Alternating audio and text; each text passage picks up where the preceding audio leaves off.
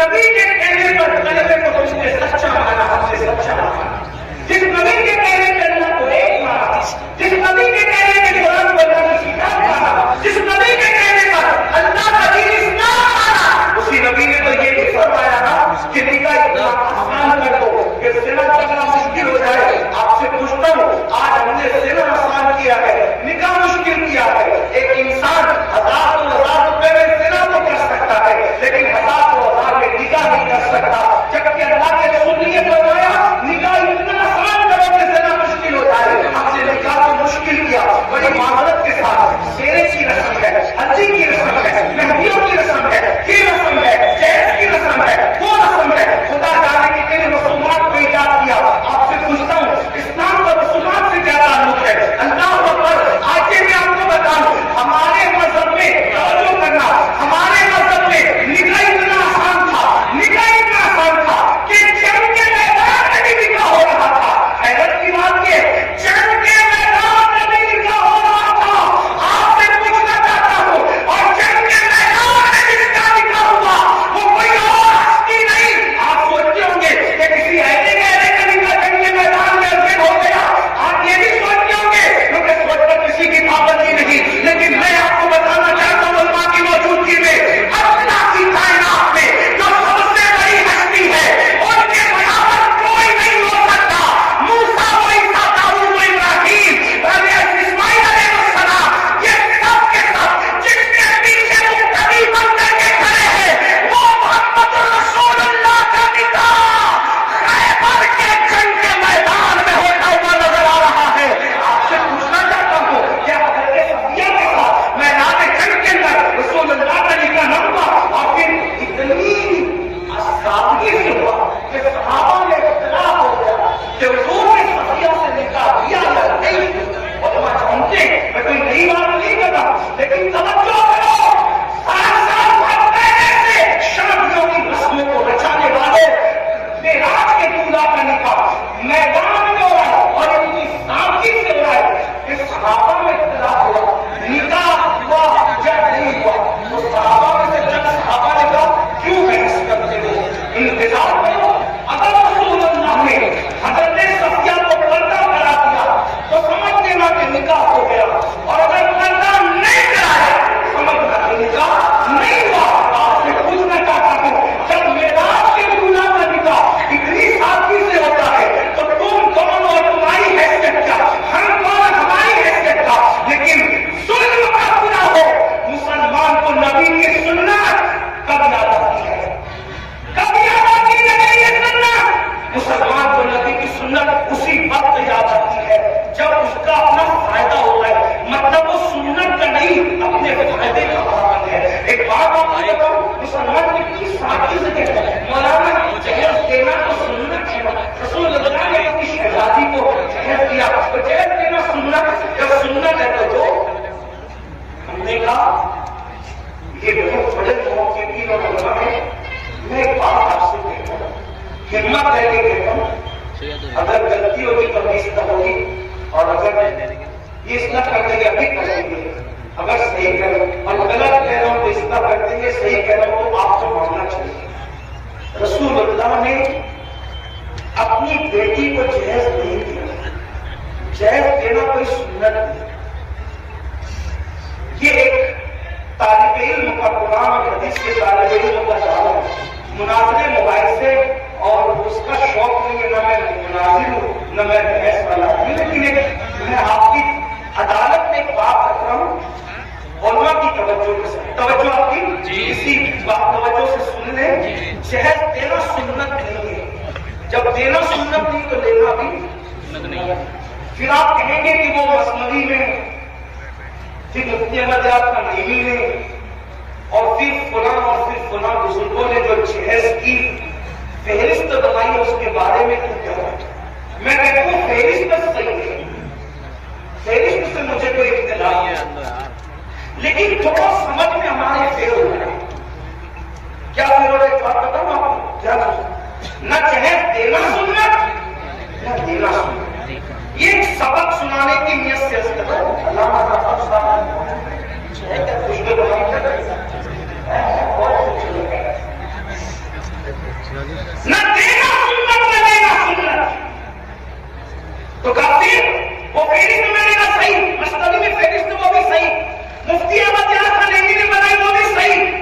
تقدیر میرے بابو بس سمجھ کر پھیر ہوا.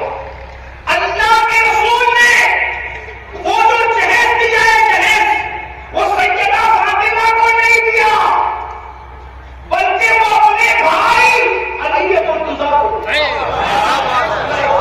نمبر 1 سیدہ کو نہیں دیا, بیٹی کو نہیں دیا, بھائی کو دیا. اگر آپ کے بھائی کے لیے لاکھوں خرچہ کرتے ہیں تو عبد القادر تمہارا تلوا چھوڑنے کے لیے تیار ہے. انہوں نے بیٹی کو نہیں دیا, اپنے بھائی کو دیا. جناب بھی نہیں کہہ رہا ہوں ورنہ کسی کو چھوڑ دیتا تو گھسنے کا راستہ ملے گا. بھائی کو دیا. اب بھائی کو کیوں دیا؟ اس لیے کہ حضرت ابو طالب کثیر العیان تھے اور ان کی غربت کا احساس تھا رسول اللہ کو, تو فرمایا اپنے بچے عباس سے کہ تمہارے بھائی کثیر العیان ہے تو ان کے کچھ بچے ہم اپنے ذمے پہ لے لیتے ہیں اور ان کی پرورش ہم کرتے ہیں. تو حضرت جعفر کو حضرت عباس نے لے لیا اور علی مرتضیٰ کو بچپن سے رسول اللہ نے اپنی پرورش میں لے لیا. تو گھر میں رسول اللہ نے رکھا, بچپن سے نبی نے پالا, نبی نے پڑھا, نبی نے پڑھایا, نبی نے پرورش کی. اب بتاؤ جس کے گھر میں علی بنے ہیں تو علی مرتضیٰ کا خود کا گھر نہیں تھا, اب شادیوں کے علی نئے گھر میں جا رہے ہیں. تو جس نے پالا تھا, جس نے پوسا تھا, جس نے بڑا کیا تھا, جس نے تربیت کی تھی, اگر وہ فرض محال علی مرتضیٰ کا نکاح سیدہ فاطمہ کے ساتھ نہ بھی ہوتا اور علی کا نکاح کسی اور کے ساتھ ہوتا تو بھی علی مرتضیٰ کا گھر سجانے کی ذمہ داری تو اسی کی تھی نا جس نے بچپن سے پرورش کی تھی. جس نے بچپن سے پرورش کی تھی انہیں کی ذمہ داری تھی. تو لوگوں کو مبارکہ یہ ہو رہا ہے کہ جہیز بیٹی کو جہیز نہیں دیا, بھائی کے لیے. یہ کوئی بات میں نے کہی, دلیل کیا؟ اب دلیل سن لیں. ایک کھجور, توجہ, ایک کھجور کسی ماں یا باپ کے پاس آئے اور وہ 2 بچوں میں برابر تقسیم نہ کرے تو اللہ کے رسول فرماتے کھجور کی غلط تقسیم کرنے پر بھی اللہ کو جواب دینا پڑے گا. بچوں کے ساتھ برابری کا یہ حق ہے. اس کو ایک مرتبہ بوسا لیا تو دوسرے بچے کا حق ہے کہ اس کو ایک بار لے لے. جو مذہب بوسا لینے میں برابری دیتا اور بچوں کے لیے, تو آپ سنیں میرے نبی کی ایک بیٹی تو نہ تھی. ہمارے عقیدے میں اہل سنت کے عقیدے میں نبی کی کتنی شہزادیاں ہیں؟ 4. کتنی ہیں؟ 4. تو مل کے بولے کتنی ہیں؟ 4. 4 مانو کیونکہ دوسرے ہیں جن کو 4 ہزم نہیں ہوتے, کچھ ایسے ہیں جن کو 4 سے ہی نفرت ہے. نہ 4 خلفاء مانتے, نہ 4 شہزادیاں مانتے, انہیں تکلیف ہے. اب وہ پورا زور لگا رہے ایک ہے. ہم نے کہا 4 ہے ہمارے پاس قرآن سے دلیل, ہمارے پاس دلیل کہاں سے؟ علماء موجود ہے. یہ ابن کثیر نے کہا, یہ اس نے کہا, اس نے کہا, میں نے کہا. جب قرآن کہہ دے تو پھر کوئی کثیر نہیں, کوئی کامل نہیں, کچھ نہیں. جس کی بات قرآن سے ٹکرائے گی اگر صرف ہمارا سب سے بڑا امام کہہ رہا ہے پھر بھی ہم اس کی بات نہیں مانیں گے. لیکن قرآن صاحب قرآن ہمارے لیے پہلے ہوتا ہے. صحیح بات ہے, یہی تو ہے. ہمارے امام نے جب اعلان کیا کہ میرا کوئی قول حدیث صحیح سے ٹکرا جائے اسے چھوڑ دیا جائے, یہی ہے ہمارا. اب قرآن کیا کہتا ہے؟ یا ایھا النبی, توجہ قرآن کہہ رہا ہے. جو نبی کی 4 بیٹیاں نہیں مانتے نا ان کی طرف توجہ دلانا چاہتا ہوں. یا ایھا النبی, اے نبی, قل لازواجک وبناتک ونساء المؤمنین, اے محبوب آپ فرما دے, اے نبی آپ کہتے کس سے؟ لازواجک, اپنی بیویوں سے, وبناتک, اپنی بیٹیوں سے. چھوٹا سا بھی عربی کا طالب علم ہو تو وہ جانتا ہے عربی زبان کی بلاغت اور وسعت یہ ہے کہ عربی کے یہاں واحد جمع نہیں ہے صرف, بلکہ واحد ہے, تسنیہ ہے, پھر جمع قلت ہے, جمع کثرت ہے. صحیح. اب قرآن یہ بتا رہا ہے اگر ایک بیٹی ہوتی تو قرآن کیا کہتا؟ کل ازواجک وبنتک. لیکن قرآن بنتک نہیں کہہ رہا ہے, کیا کہہ رہا ہے؟ بناتک. واحد بھی نہیں ہے, تسنیہ بھی نہیں ہے, بلکہ جمع ہے. اب اگر اس کو جمع قلت بھی مان لیا جائے تو کم سے کم 3 ماننا پڑے گا. آپ کم سے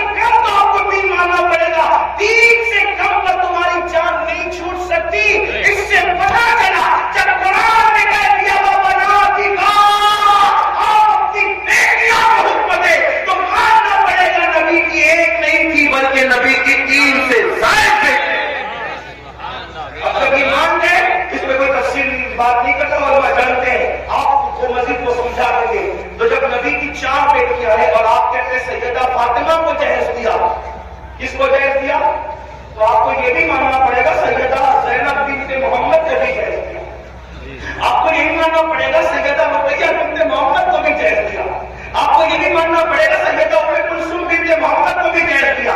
تو اب اگر آپ سیدہ فاطمہ کا جہیز ثابت کرتے ہو تو آپ کی یہ ذمہ داری ہے کہ حضرت زینب، حضرت رقیہ، ام کلثوم کا بھی جہیز آپ ثابت کر کے بتائیں کہ وہ کیسے جہیز۔ اور یہ بات یاد رکھنا، جب ان کو نہیں دیا تو پھر نبی کے انصاف سے یہ بعید ہے کہ جو نبی بوسہ لینے میں برابری کی بات کرے، جو نبی کھجور کی تقسیم میں برابری کی بات کرے، یہ کیسے ہو گیا کہ ایک بیٹی کو جہیز دیا اور 3 بیٹیوں کو جہیز سے محروم رکھا؟ معاذ اللہ ثم معاذ اللہ۔ اب اس سے بڑھ کر ایک دلیل یہ تو تم اور میں ہے جو سنتوں کو معاذ اللہ عمل نہیں کرتے، سنتوں پر توجہ نہیں کرتے۔ لیکن آپ سے پوچھنا چاہتا ہوں، چلے جس علی کو جہیز ملا تھا ان کو تو پتا ہے نا کہ رسول اللہ نے بیٹی کو جہیز دیا، تو پھر علی کے مرتضیٰ نے بھی اپنی بیٹیوں کا نکاح کیا۔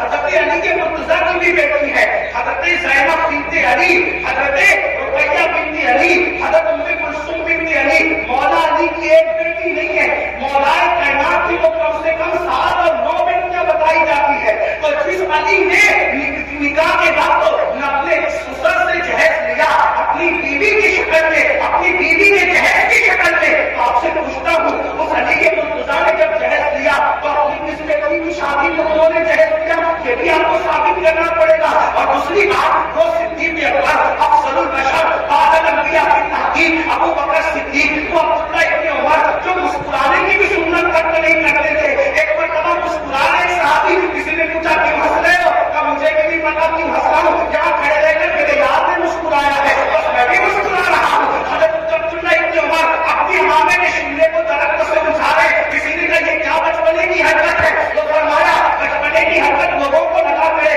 دراصل ایک سفر میں نبی کے ساتھ تھا، نبی کا شملہ درخت سے الٹ گیا، میرا نہیں الجھتا، اس لیے اٹھا کر کے اس سنت پر عمل کر رہا ہوں۔ آپ سے پوچھنا چاہتا ہوں، جو مسکرانے کی سنت نہ چھوڑے، جو ہڈی چوسنے کی سنت نہ چھوڑے، جو اللہ اکبر، جو درخت سے شملہ اٹھانے کی سنت نہ چھوڑے، ارے وہ سب تو اپنی جگہ رسول اللہ نے جو کام کلی کیے بغیر کیا، وہ بھی کلی کیے بغیر کرنے کو کام سنت پر عمل کرتے نظر آ رہے ہیں۔ آپ سے پوچھنا چاہتا ہوں، وہ اتنے سنتوں کے پابند تھے، انہوں نے تو یہ بات کہی ہوتی کیا سارے 1400 سال کے بعد ہندوستان میں یوپی والوں کو یہ سنت سمجھ کے آئی، بہار والوں کو یہ سنت سمجھ کے آئی، بنگال والوں کو یہ سنت سمجھ کے آئی؟ ابو بکر صدیق سیدہ فاطمہ کے نکاح رخصتی کے کشمکش بنا ہے، اگر انہوں نے جہیز دیتے ہوئے رسول اللہ کو دیتا دیکھا ہوتا تو صدیق اکبر بھی تو اپنی بیٹی کو جہیز دیتے، صدیق اکبر نے جہیز نہیں دیا، فاروق اعظم نے جہیز نہیں دیا، عثمان غنی جیسے غنی اور مالدار نے جہیز نہیں دیا۔ آپ کہتے ہیں جہیز دینا سنت ہے، یہ ذمہ داری تو میرے ان بھٹی بھائیوں کی سمجھ ہے جو ہم پر مسلط کر رہے ہیں کہ